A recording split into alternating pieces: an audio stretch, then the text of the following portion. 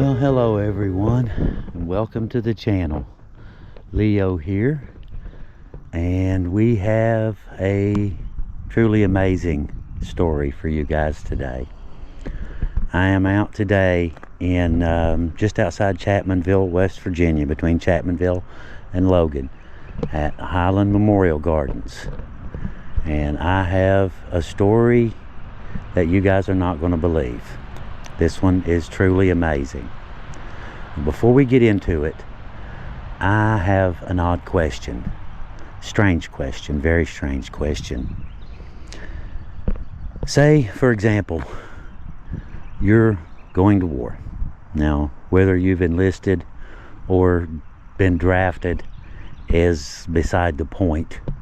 You're definitely on the next shipment of troops going in. You're going to war. Undisputed for sure. At this point, what would you say your priorities are? Save the world? Save yourself? Are you fighting for your family? Are you fighting for freedom?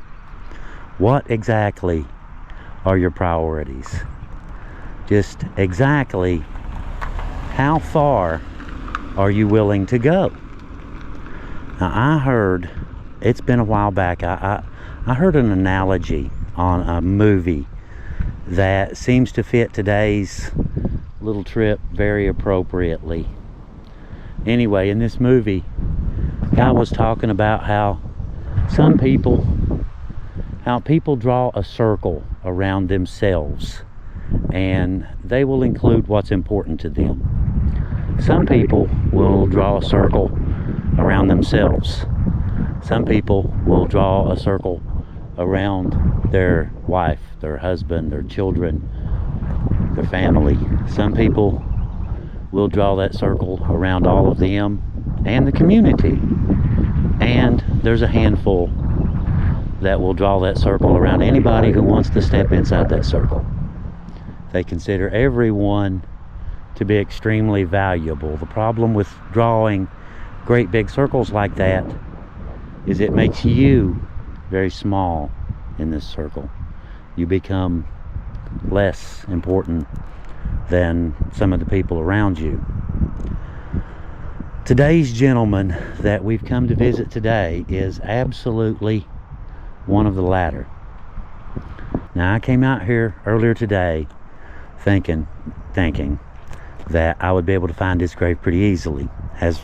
It has a little bench with his name on it, like one of those. Problem is, I got out here today and there's probably about 200 of those benches with names on them. So I had to go to the office and ask, and met very nice people. They helped me out and told me where to go, and they're now watching the channel. They're now viewers. So thank y'all for the assist. Very much appreciate it. We found the grave. Now, before I get into it, I just want to show you something real fast. Now, this is on one of the little benches. Here's one of Logan County's true heroes, Frankie Z. Molnar. Medal of Honor, Purple Heart. And right here is his grave.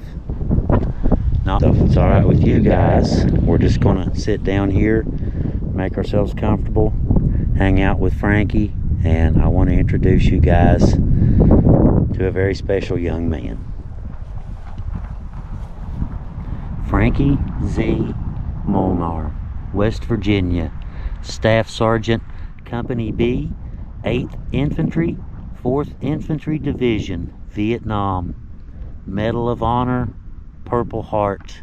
Frankie Zoly Molnar was born on Valentine's Day, February 14th in 1943 in Logan, West Virginia. He was the son of Paul Molnar and Margaret Davis Puskas. His full name was, excuse me, I'll try to get all this right now. Ferenc, F-E-R-E-N-C, okay? Zoltan Molnar. He was of Hungarian descent. He entered the United States Army in 1962 and served during the Vietnam War.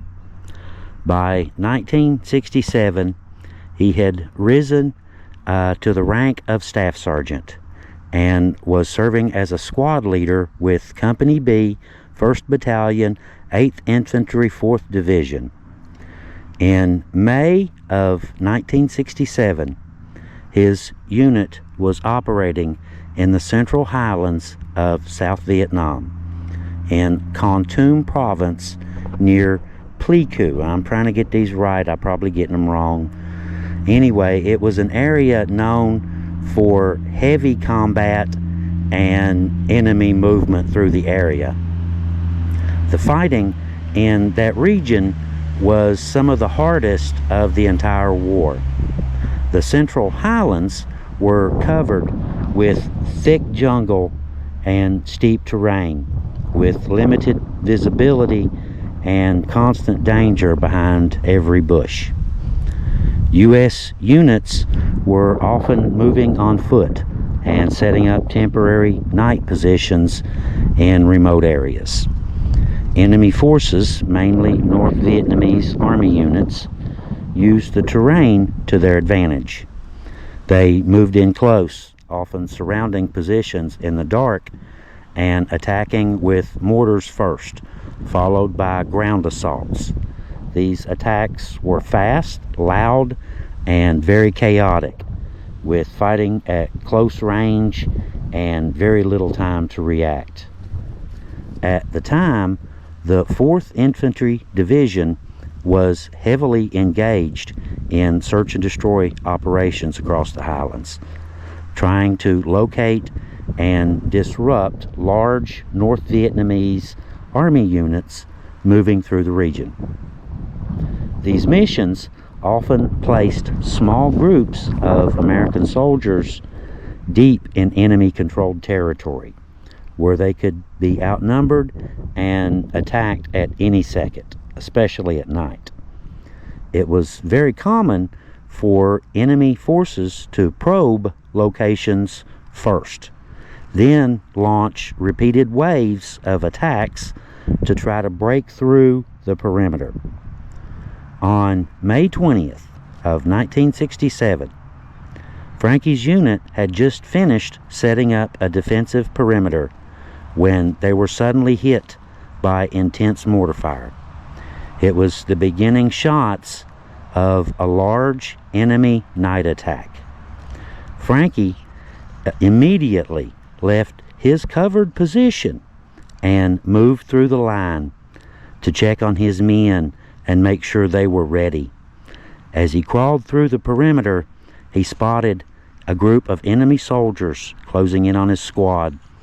He opened fire and killed 5 of them, forcing the rest to pull back and retreat. When the mortar fire stopped, the enemy launched the first wave of their ground assault. It was a full-scale assault, followed with grenades, rockets, automatic weapons, and small arms fire as well. Attacks like this were meant to overwhelm positions quickly. The enemy would try to get as close as possible, sometimes within just a few yards, turning the fight into a close-range combat where visibility was low and confusion was high, where the superior technology was canceled out. Soldiers often had to rely on muzzle flashes and sounds to locate where enemy fire was coming from. But Frankie stayed in the fight. After helping to repel the first wave, he realized his squad was running low on ammunition. So he left cover again and crawled through heavy enemy fire to get more ammunition and bring it back to his men. He rejoined his squad and continued fighting as the enemy attacked again. He moved from man to man, helping the wounded and helping evacuate them from the front line. During the fighting, casualties were very often very high in these types of attacks, and medics and squad leaders like Frankie here were critical in keeping men alive long enough to get them back out. And moving wounded soldiers under fire was one of the most dangerous things that a soldier could possibly do. You're moving slowly. You're a slow-moving target out in the open, and you're very easy to hit. During the fire, he and several others were trying to move a severely wounded soldier to safety, when all of a sudden an enemy hand grenade landed right in the middle of the group. Frankie saw the grenade first, but there was no time to warn anyone or for anyone to potentially even get out of the way.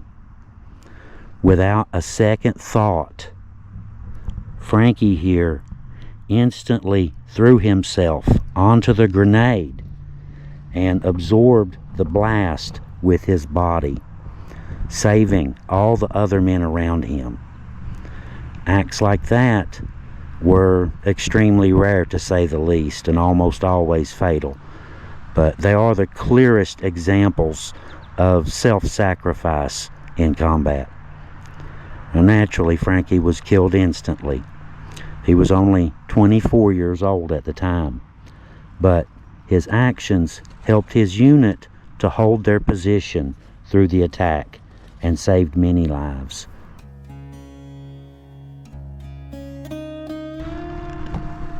People like Frankie are why we do what we do. Y'all have a good day.